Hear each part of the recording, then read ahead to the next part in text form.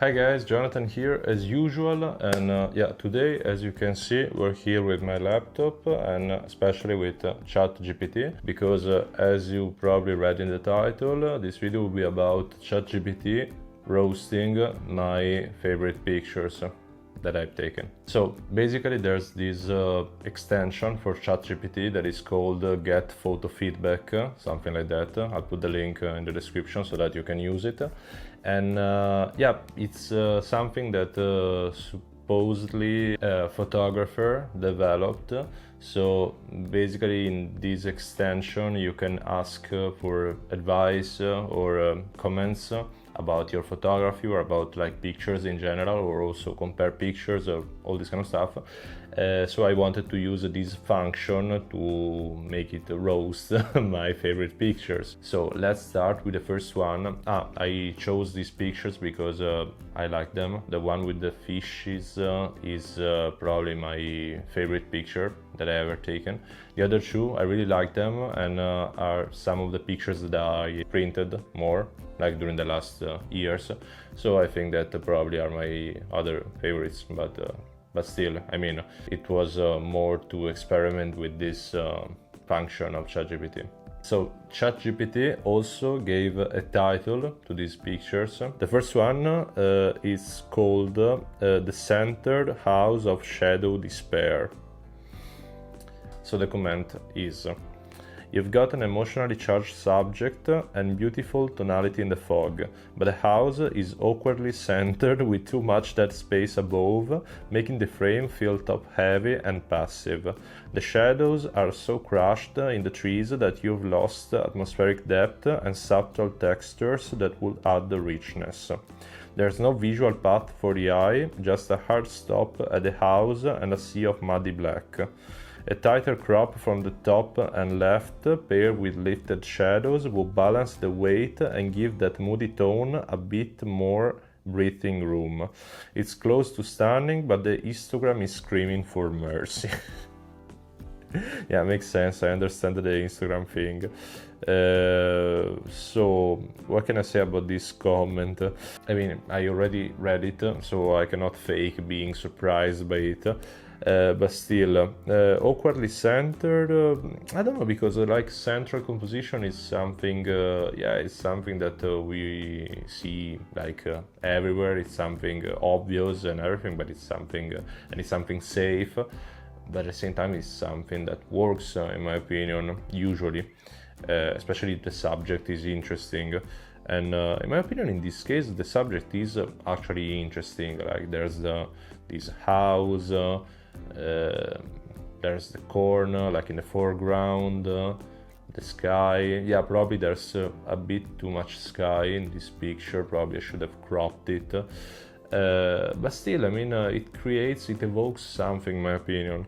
And yeah, the shadows are so crushed in the trees that you've lost atmospheric depth. That is true, because I decided like, yeah, I wanted like not that kind of black and white that is mostly gray. I wanted like blacks and whites like this. I wanted like a big contrast. And I think that I got it, but probably ChatGPT didn't like it.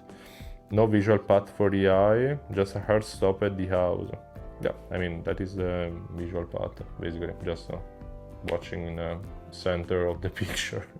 Yeah, so I agree on the sky thing, but apart from that, I don't know, because I mean, I also printed that picture. I have it like in my bedroom. It's like a 40 to 50 centimeters, so it's pretty big. And also printed it, I mean, it looks nice, so I don't know, honestly. I don't know if I agree with everything. Probably the dead space is the only thing that I really agree on.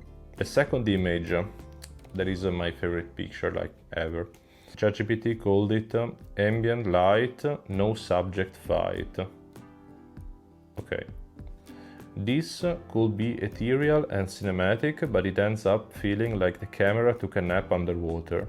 The dreamy beam of light is gorgeous, but without a single, sharply defined fish in focus to draw the eye, it becomes pure texture without a narrative. You are letting ISO noise and soft aperture wash away clarity.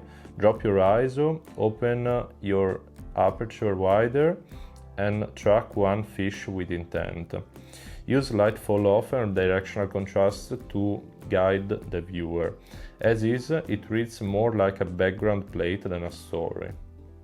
Yeah, I understand this actually, because I took this picture with a vintage lens with my Fuji 55mm, and it's a soft lens, like it's from the 70s.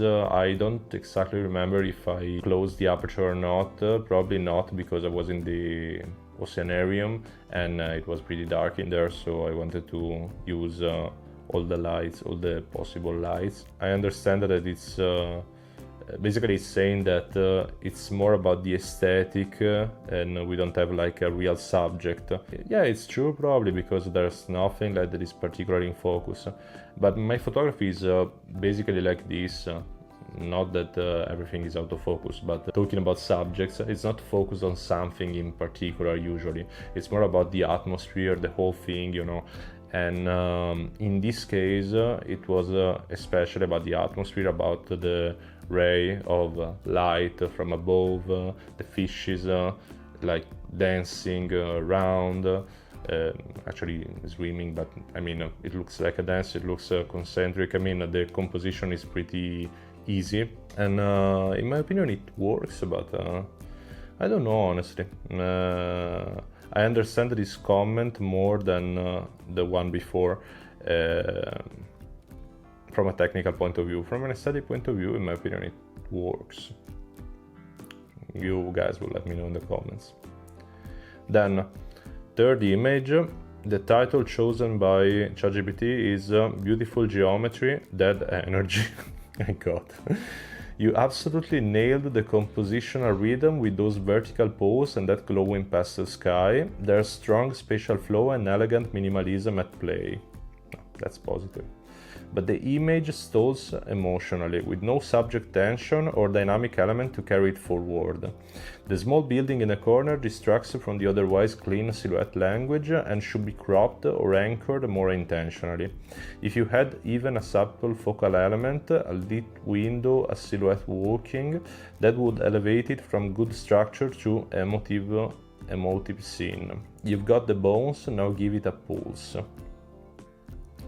I don't know, I didn't think that the building on the lower part of the picture on the right was that important. I mean, I noticed it when I was editing the picture. I remember that I cropped it like several times to see which crop was the best one, but it didn't give that much importance to that part of the building, especially because, I mean, the most important thing in my opinion is the shape of the cloud. And I mean, this comment didn't even mention it, so I don't know, I think that the shape of the cloud, like in the center, gives this picture something different, something to talk about, something not ordinary, you know. While here, the comment is about the composition, the vertical pose, the pastel sky. I don't know, yeah, it's I think that this comment is pretty obvious, but it lacks the main thing, that is actually the cloud. And I know I probably am asking too much to an artificial intelligence, but still, I mean, the other comments were a bit more on point in my opinion. Here we are lacking a part of the picture that in my opinion is important. It's central, it's like there, it's the picture. So I don't know guys. So basically in the end, ChatGPT decided to give me a sort of summary of these comments, commenting like in general how my photography is, taking these three pictures into consideration. So ChatGPT says, you've got taste, atmosphere and visual intuition, but you're not yet demanding enough from your frames. You are seeing great light and strong geometry, but settling for the first half-decent shot instead of chasing the moment. Yeah, in my opinion, that is the moment. Like, I mean, when I take pictures, I act on... yeah, it's like an impulse. It's like... I want to catch that moment, and I don't really care if in half an hour something extraordinary will happen in the exact same place. Like I like this place in this moment because it's like this. So it's I don't know, it's a bit counterintuitive. It's difficult. Right now your images are like movie stills from a film we haven't seen yet. Well, the fact that my images are compared to movie stills is already something to me. It's already something positive. From a film we haven't seen yet, because I still have to shoot it. We need characters, conflict, resolution. Yeah. Like in general, yes, but yeah, I think that it depends on the image. There are like a lot of different types of images that one person can create. I don't know, I don't think that we always need these kind of stuff. Characters, conflict, resolution. Yeah, kind of, but it depends. And then adds. You're not a beginner, you're in the dangerous middle zone. The taste is pro, but the execution is still catching up. The next level, less aesthetic, more intentional impact. Focus, weight, control, direct. That's how you go from nice to unforgettable. Yeah, it's, I mean, I understand the point. I may agree on something. I mean, I'm not defending myself because I don't want anyone to say anything bad about my job, about my work, this kind of stuff. It's not this. I actually appreciate critics, and some of the critics I think that that makes sense. The problem is that, in my opinion, I don't know if my taste is already pro. Or not, because I'm still not, I don't have like huge numbers. I'm not like a professional, a great master of photography, and I don't know if I will ever be one. But I think that the execution is not like that basic or that safe, or basically as ChatGPT was describing it. I think that, as I was saying before, it's more like an impulse, like when you spend a lot of time doing something, photography in this case, at one point, at least for me, it becomes automatic in some ways. It's not that every time I have to search for the conflict, the story, the subject, the hero, this kind of stuff. It's something that comes naturally, kind of. So I don't know how to take this. Yeah, probably I could sometimes, in some occasions, I could spend more time waiting for something like even more interesting to happen, and feel my frames.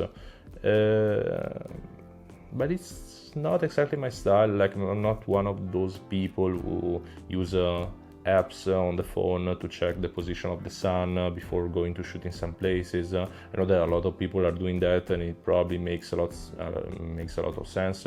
But for me, it's just like I just like to go out in a random moment and see what's there for me, if there is anything there for me to photograph. So yeah, it depends on the approach that you have, in my opinion, with photography. And yeah, I will think these comments. Let me know, guys, in the comment section if you think that these comments are right, or just like make sense about my pictures. And yeah, if you're interested in trying this extension, check the description, and yeah, I'll leave the link there. So guys, thank you so much for watching this video, and see you in the next one. Bye.